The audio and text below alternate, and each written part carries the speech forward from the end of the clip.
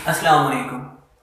میں ہوں حکیم محمد ساجد فاروقی اور آج میں ایک بہت ہی اہم بہت خاص نسخہ آپ کے ساتھ شیئر کرنے والا ہوں جو کہ کئی سالوں سے میرا مجرب ہے اور اس کے تقریباً 100% نتائج ہیں، یعنی بہت ہی کم ایسا ہوتا ہے کہ کسی مریض کو اس کا بھرپور فائدہ نہ ہو۔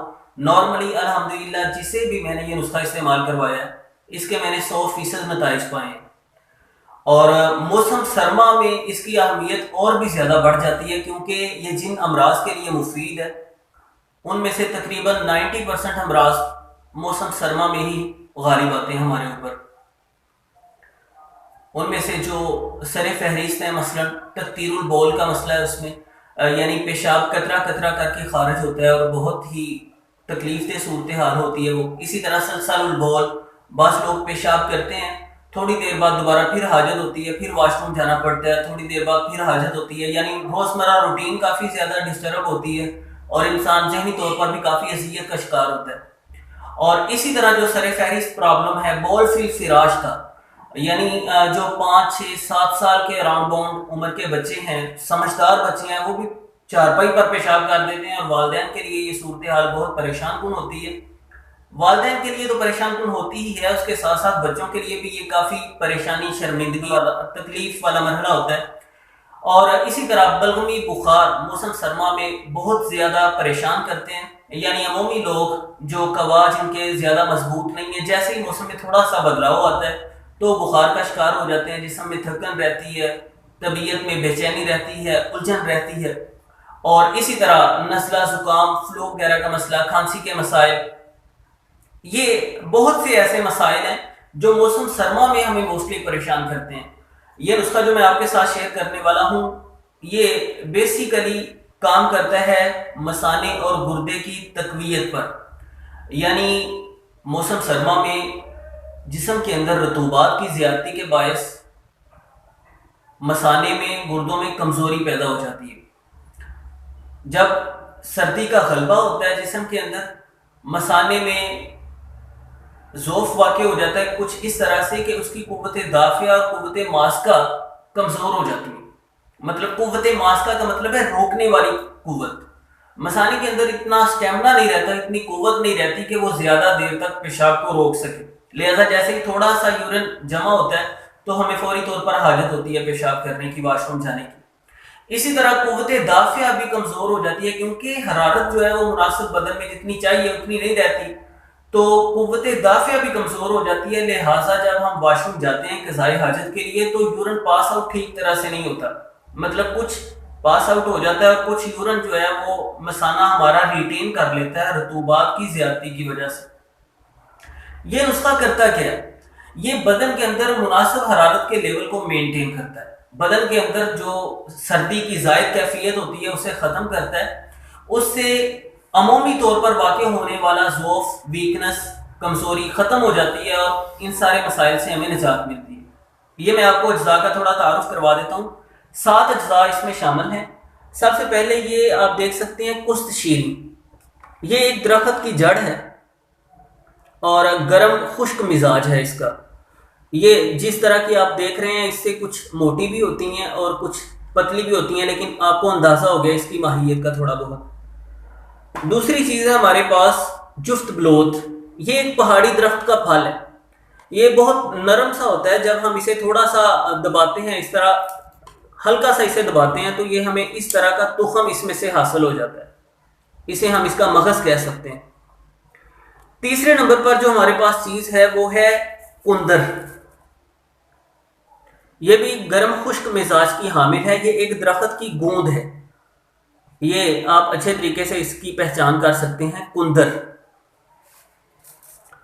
چوتھی جو چیز ہمارے پاس ہے اس نسخہ میں وہ ہے ناگر موت، اسے سود کوفی بھی کہا جاتا ہے، یہ ایک درخت کی جڑیں ہیں اور یہ بہت ہی آسانی سے پنسار سے ملنے والی یہ ساری چیزیں ہیں جن کا میں آپ کو تعارف کروا رہا ہوں، اس کی آپ پہچان کر لیجئے، یہ جڑیں ہیں ایک درخت کی۔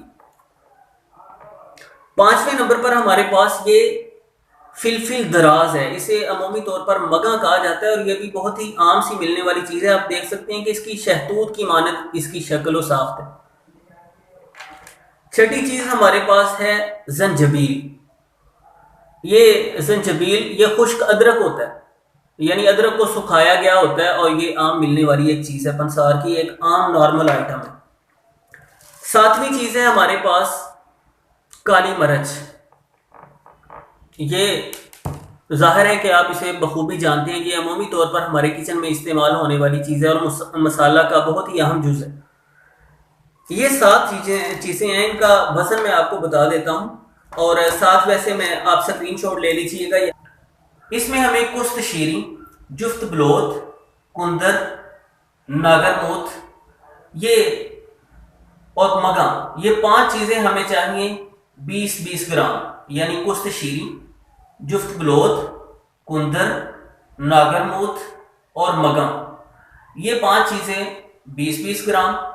سونڈ جو چھٹے نمبر پر آتی ہے ہمارے پاس، زنجبیل، وہ 12 گرام، اور کالی مرچ 8 گرام۔ یہ ٹوٹل ان چیزوں کا وزن ہو گیا 120 گرام۔ انہیں پسوا لینا ہے، باریک کروا لینا ہے پنسار سے، اور ان میں 3 گنا یعنی 360 ملی لیٹر شہد شامل کرنا ہے ہم نے۔ اور آپ اس میں اگر شہد آپ کے لیے مشکل ہو خریدنا یا آپ کو خالص میسر نہ آئے تو چینی کا قوام بنا کے وہ بھی اس میں شامل کر سکتے ہیں، مطلب ہم اسے معجون فارم میں لے آئیں گے، صفوف سے معجون بنا لیں گے۔ اگر آپ اس کا چینی کا قوام بنانا چاہتے ہیں تو وہ بھی بالکل سمپل طریقہ ہے، یعنی اس کے 3 حصے 360 گرام ہی چینی لیں گے آپ، اور اس میں 180 ملی لیٹر پانی ڈال دیں گے۔ اب اسے تھوڑی دیر گرم کریں، پکائیں، اس کا شیرہ بن جائے گا، قوام بن جائے گا بہترین۔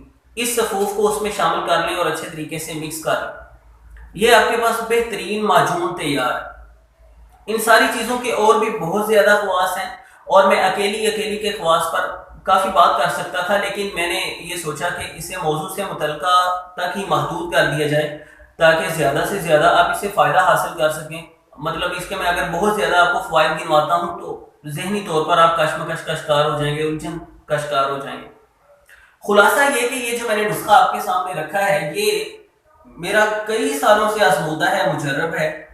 جو بچے بستر پر پیشاب کر دیتے ہیں، اسی طرح جو بڑے بوڑھے جنہیں بار بار پیشاب کی حاجت ہوتی ہے، اور ایسے نوجوان یا ایسے بزرگ جنہیں موسم سرما میں اکثر بخار کی شکایت رہتی ہے، جسم میں دردوں کی شکایت رہتی ہے، وہ اسے صبح دوپہر شام 3 ٹائم 5-5 گرام یعنی ½ ٹی اسپون اسے استعمال کریں۔ اس کے ساتھ نیم گرم دودھ آپ استعمال کر سکتے ہیں، اگر دودھ میسر نہ ہو تو آپ پانی بھی استعمال کر سکتے ہیں۔ اسی طرح مرض کی شدت کے مطابق آپ اس کی مقدار کو تھوڑا سا زائد بھی کر سکتے ہیں اور اس کی مقدار کو تھوڑا کم بھی کر سکتے ہیں۔ اور اسی طرح اگر چھوٹے بچوں کو دے رہے ہیں تو آپ 3 ٹائم کی جگہ اسے 2 ٹائم یعنی صبح شام اس کی مناسب مقدار دودھ کے ساتھ استعمال کروائیں۔ یقین جانیں کہ یہ آپ کے بہت زیادہ مسائل کو حل کرنے والا نسخہ ہے، اور انشاءاللہ آپ اسے بہت مفید پائیں گے۔ دعاؤں میں یاد رکھیے گا۔ اللہ حافظ۔